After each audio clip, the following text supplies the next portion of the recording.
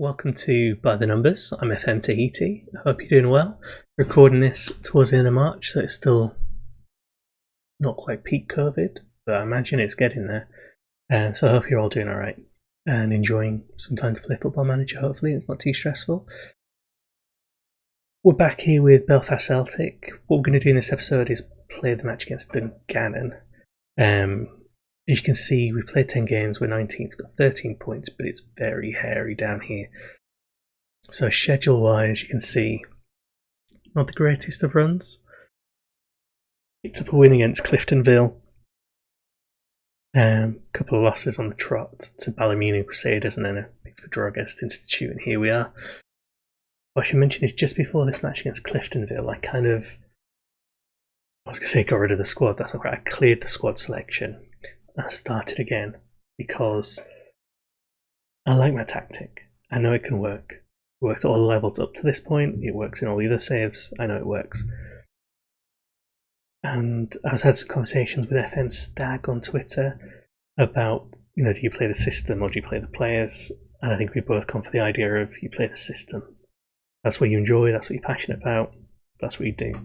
So rather than being pragmatic and try and change it up, even though, to be honest, I don't think I've got the players to change it up anyway, but sticking with the system, that's the plan. Also, I should probably point out the lighting and the sound's a bit horrible. It's because I'm filming in the middle of the night, so, so I'm sticking with the system.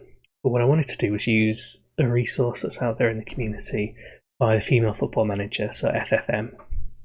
And you can go onto their blog, and they've got a series of spreadsheets you can download.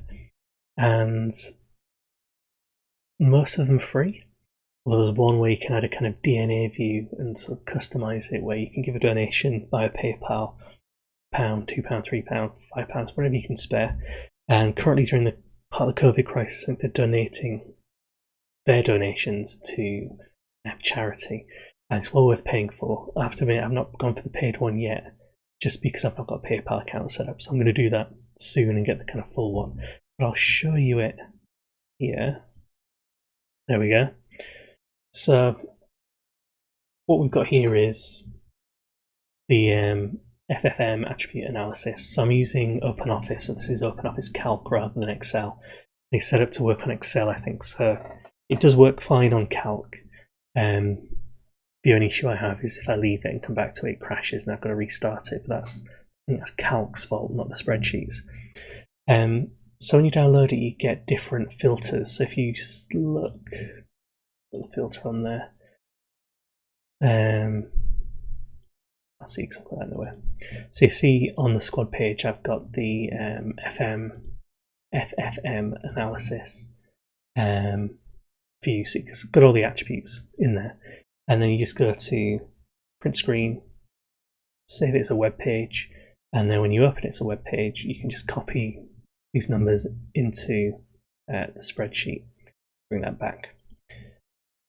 So this is my first team. I've actually gone through it and put the reserves and the under 18s in just in case there are any kind of players standing out. But then what it does is it breaks down each position. So you see the tabs at the bottom here, which you can't see because my kind of face is in the way. Let me get rid of my face for a bit. So you can see down here at the bottom, you've got your base sheet, and then you've got it's split by the kind of positions or the areas on the pitch. And on this one, we've got goalkeeper. So you've got goalkeeper defend, sweeper keeper attack, sweeper keeper defend, sweeper keeper support. So all the keeper ones.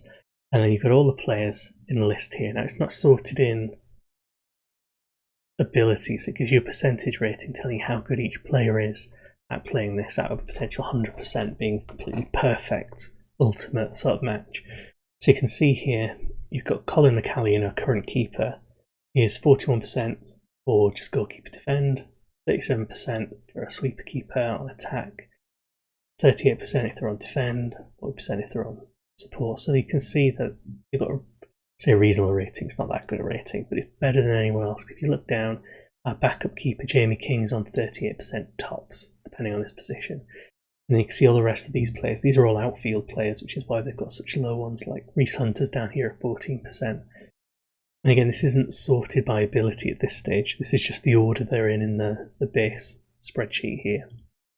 You can go through, so you've got defenders, all the different positions, roles even, defensive midfielders, attacking midfielders, strikers, and then we've got the overall here, which is quite useful. Just lost my screens.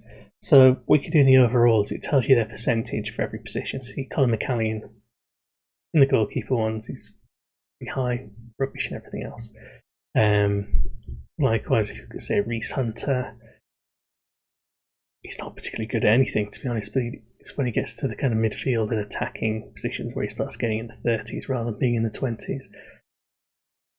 But what you can do here as well is you see there's this one called suit roles down here. And it tells you how many roles they suit depending on what your threshold is. So you can change this from saying, you need to be at least 65% suited to, let's be generous and say 50%. I'll put that to 50%.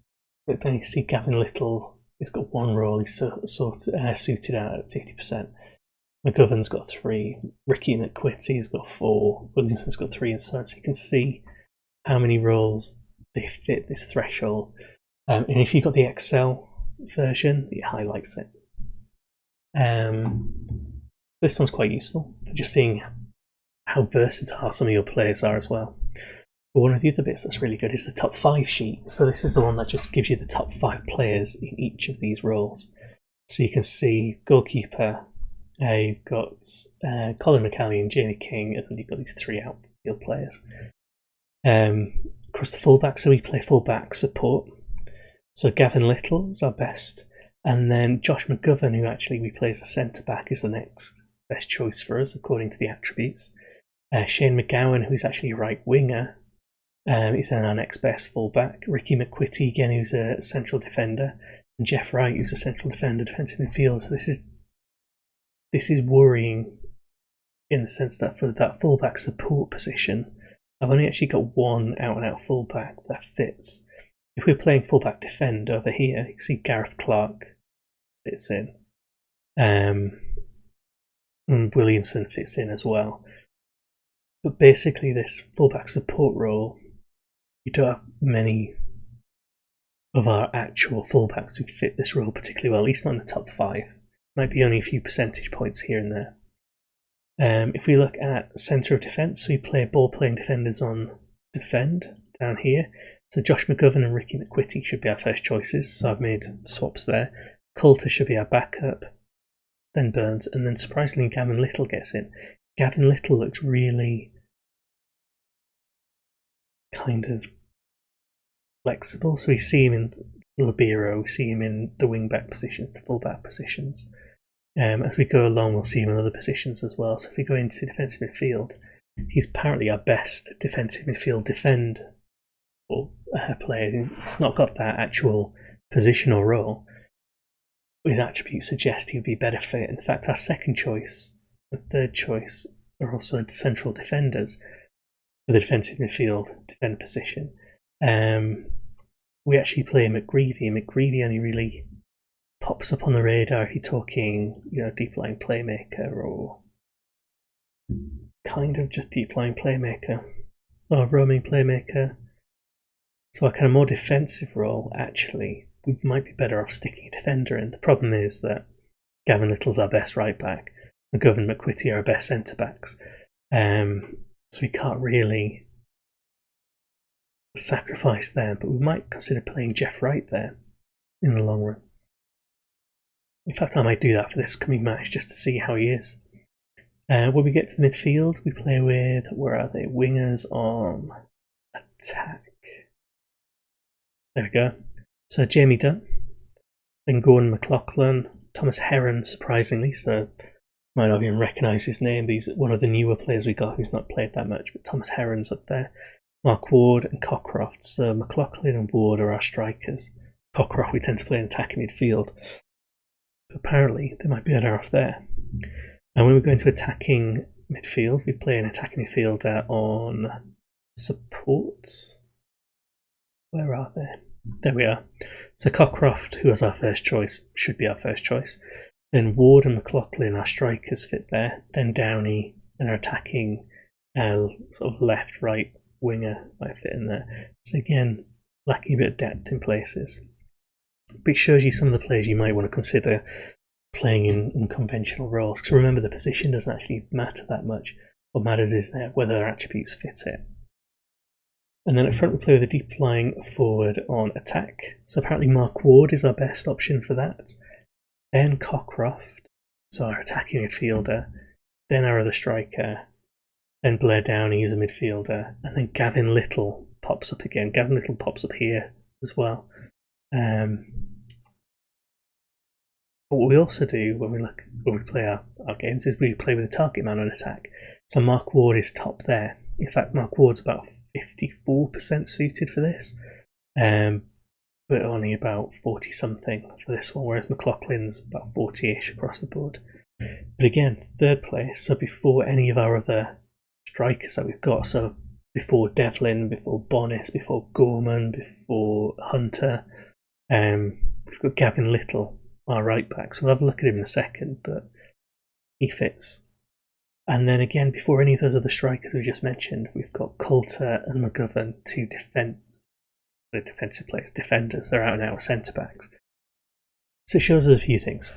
Not a huge amount of depth, but also attributes are kind of king when it comes to how well a player is suited to a role. And because they're probably strong in the air, good at heading, they're good for target man attack. And there's also the player analysis bit, so you can put a player name in here, put down the positions for your tactic here, and it'll tell you what the percentage suitability is for each of these bits. So that's what I've been trying to do to improve things. Let's get rid of that there. I've not necessarily been doing that well with it, but I don't think it's because of the concept. I think it's just because we're not a very good team. So we're going to play Dungannon. Dungannon are 12th. We're 10th. We're 3 points ahead of them. We're just ahead of Portadown on goal difference. We need to start winning a few games. First, the match preview. You can see the squad's almost set up according to those players we talked about. So Jamie Dunn was suspended last match. We'll bring him on. I think McGowan was one of our best wingers as well. Just double checking on the spreadsheet, so I don't want to go against the spreadsheet just yet. So winger attack, Heron's higher up there, so we'll start with Heron rather than McGowan. Got Little, we've got McGovern, we've got McQuitty, Williamson, we've got McGreevy here, but actually let's do what the spreadsheet says and put Jeff Wright on. So that's Jeff Wright, one of our youth prospects. This is McGreevy. You know what? I actually think the spreadsheet works in that sense. Put McGreevy in here somewhere so that we've got him if we need to make any replacements. But actually you can see there from a comparison between McGreevy and Wright. Actually, maybe Wright does fit in. Maybe he's got the potential for it. I think sometimes you become so blind to the differences between your players because you're used to playing them all the time and you've got favourites and things like that, that you sometimes miss these differences. That's what the spreadsheet's really useful for. So give it a go. Give Female Football Manager some feedback as well. Donate if you use the other version, which I'll be doing soon. So we've got Dunn and Heron there, Cockcroft there, Ward and McLaughlin up front. McLaughlin's a good target man. Ward is also a good deep lying forward, but Ward is better as a target man than McLaughlin is. So this is where we're swapping. He's much better suited. There's less of a loss here for McLaughlin than there is playing Ward there compared to a target man. So we've got that. And the other player just to quickly look at is Gavin Little. So he's the one who's super flexible, and you can kind of see he can play along the right reasonably well, but it's because physically he's quite good. His mental attributes are reasonably well rounded. His technical ones aren't great, but then nobody's technical ones are great in this team, so I think that's probably why he's managed to fit into a lot of these different roles. Right then, let's give it a go. Going with our attacking diamonds against Dungannon. They are bottom. We are at home. Hopefully. Apparently we're still the darkest pile on the misery. Only one player cares about causing them pain. So the first match I did this kind of personnel change for was against Cliftonville, which we won. In the previous matches, I think I was kind of panicking and I was swapping players around, so I ended up playing Bonis and Devlin up front again because I was desperate to score some goals, and Devlin did get a goal. But it's telling, isn't it, that Bonis and Devlin didn't even show up in the top 10. They're being beaten by defenders and right backs as, striker choices. And I think it's just because Devlin and Bonis have done the job in lower leagues. So I remember that, so then I'm biased by it. Ooh, tipping it over just... Oh, no, it didn't. It just went over. So 20 minutes in. It's tight. It's even. To be honest, I would probably take a point just to try and get some points ticking over. A win would be much better, but just not losing is something we could work with. See, I did the personnel change for the Cliftonville match. We won. We lost against Ballymena 4-1, but Ballymena were in amazing form at the time, so it wasn't too bad. It could have been 4-2. It could have been a 2-goal difference rather than 3. I'm doing what you're doing. Against Crusaders, we lost 2-0, but to be honest, we played really well. Just not quite as good as some of the teams. Go on, Dan. Come on, let's get some kind of response here. Heron.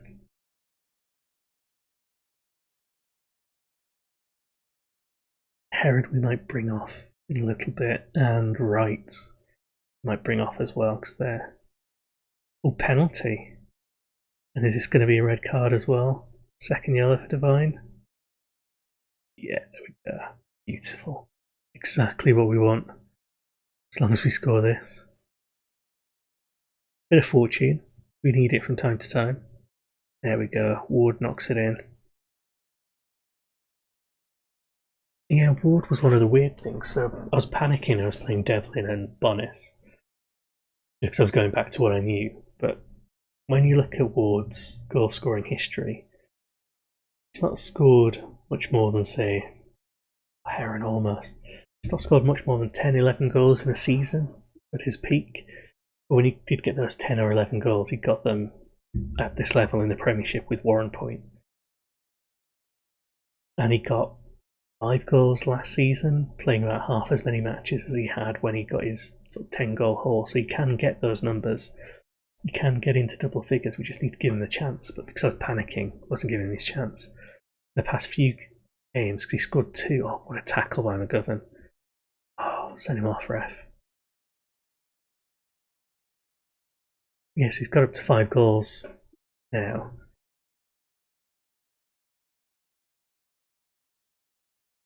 Okay, right, needs to come off, I think. Good tackle there. Maybe that's what McGreevy's not doing. Who else will I bring on? Shane McGowan. Let's bring off the Heron.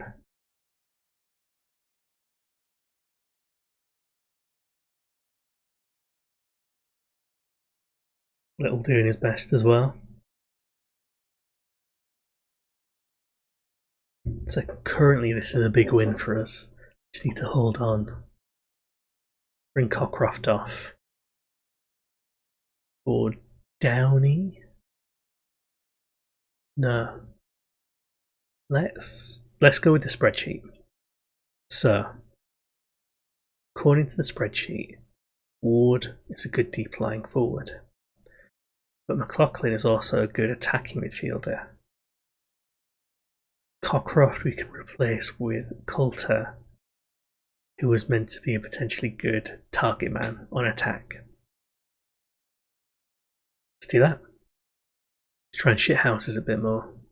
We're still attacking, we're not locking up the doors, but we have just put big tall-ish defender up front. kind of like. Spreadsheet's helping me achieve my dreams, I think. If I could just have 11 defenders on the pitch, I would. Okay, get it out. I kind of want to see it go up to Coulter now. Clocklin. Ward picking it up in his new position. Good run by whoever that was, but close free kick. And he's tight on the match stats. Oh, McCallion gets it. And the female football manager also has some shortlist and player search views as well. So you can use it to help recruit, I think. I've not used them because I don't have attribute masking off, so I don't have enough scouting knowledge to really work out how good some of these ones are. Coulter almost got it. Nodded down by Ward. Coulter was there. Done, get it in.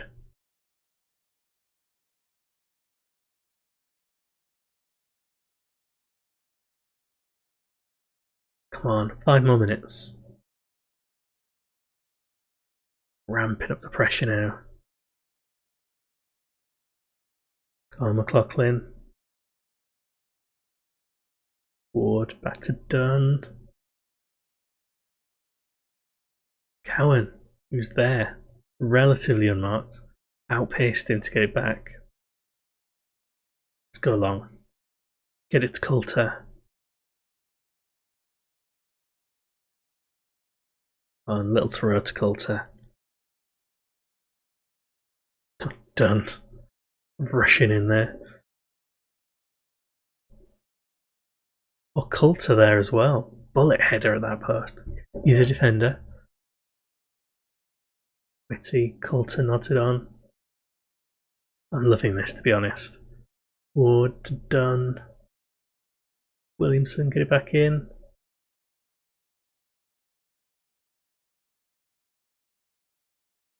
McGowan.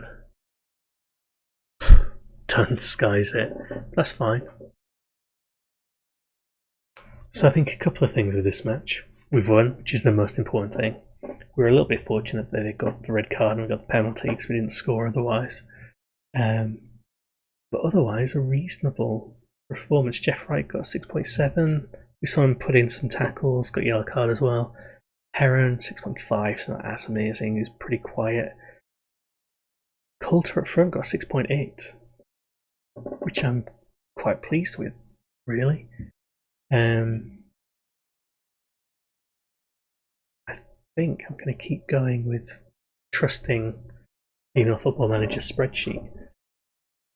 We'll reassess it if we get some more players in, or as players get better or worse, but it's going to take a while. So, looking at the league, Portadown also lost. So we put 3 points between us and Portadown, 6 points between us and Dungannon. I think it's 36 games in a season for this. 38 games, split in two after 33. So there's still 18 games to play. We're only just over halfway through, and we're just above relegation zone. It's going to be tough again. I don't know what's going to happen in terms of player recruitment. We need to get better. So I think, based on what the spreadsheet's saying as well, Gorman, Bonis, and Devlin, all on borrowed time. They've got to go. In fact, he's wanted. He can go. Hunter will keep his youth prospect, and he was our kind of cup goal scorer that season, wasn't he? This one we got 22 in 15 cup games. That was a good year for him. Otherwise, we're going to have to trust Ward and friends to do it for us. See, we know he can. So yeah, thanks very much for watching.